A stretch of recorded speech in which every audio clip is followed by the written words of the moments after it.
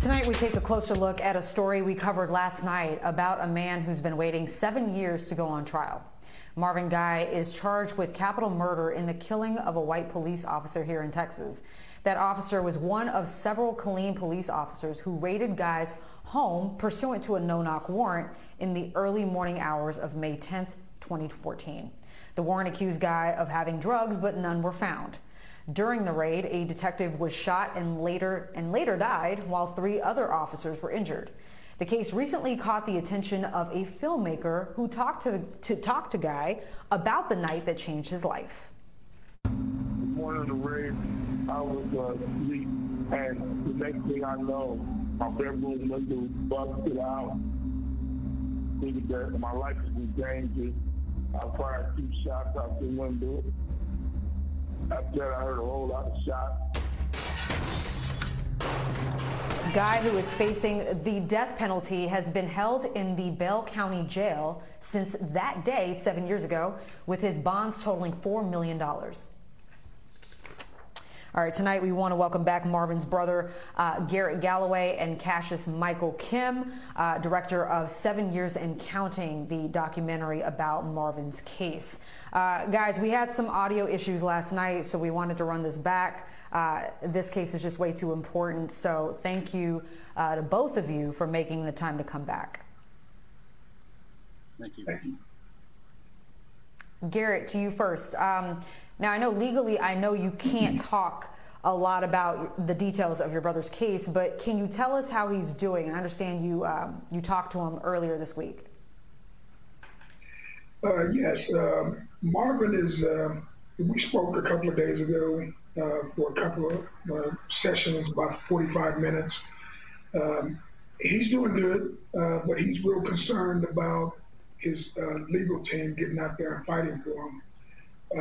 You know, they issued a gag order stating that the attorneys cannot get out there and discuss the case, but he feels like there's a lot of important issues that need to get out that his attorneys need to be fighting for.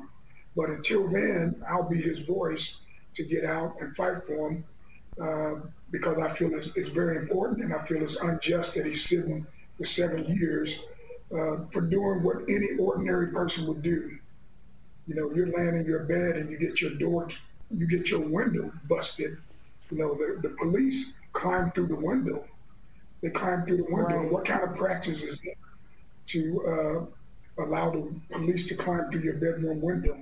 So they climb through, and you know, you just have to do what you have to do when you feel like you're being invaded by an intruder.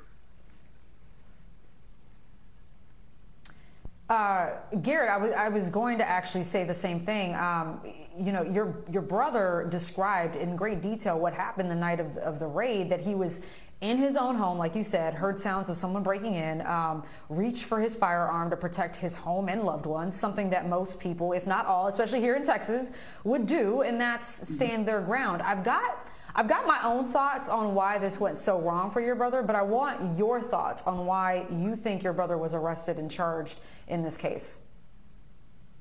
Well, I feel that the Killeen Police Department probably didn't have adequate training. You know, from my understanding, they dropped the flash bang grenade that caused chaos between all the police officers that was on the scene at that moment. They fired 41 shots from each and every direction. And so it caused a lot of reasonable doubt that that their own officer could have gotten shot by their own men. So I believe that's one of the biggest things that haven't had a trial, is because they're unsure if the bullet that struck that officer came from their own people. Now, you know, Garett, being a trial attorney myself, I just don't understand how 7 years can go by. I mean, it's unconscionable for a person to be held in jail for that long without a trial. We reached out to the office of the Bell County District Attorney, Henry Garza, for a statement, but we didn't get one. Talk to me about how the DA's office has mishandled this case, and why has the court allowed this to go on for so long? Well, I don't know. I feel like, Henry Garza, from my understanding, he have a history of making people sit in jail for a longer time before the trial start.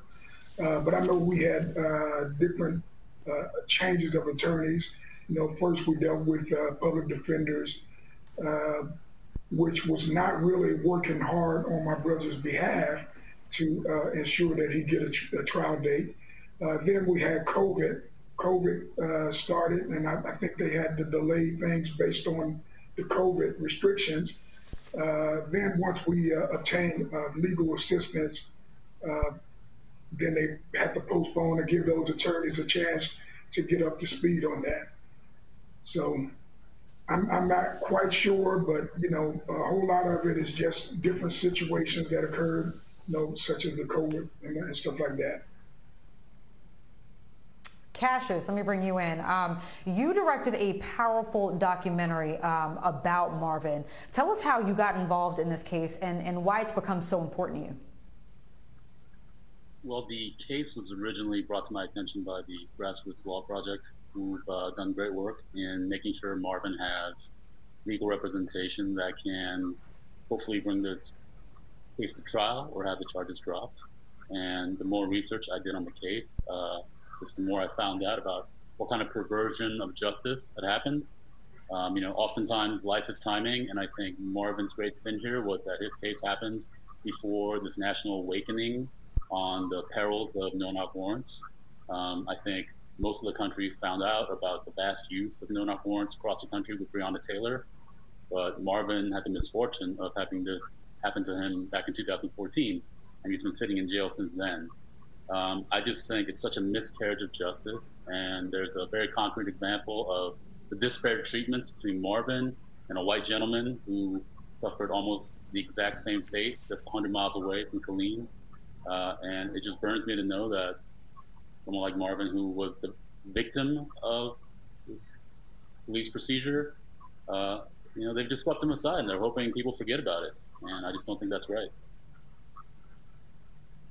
You've also had the pleasure of talking to Marvin on several occasions. What can you tell us about those conversations, and what have you learned about him as a person?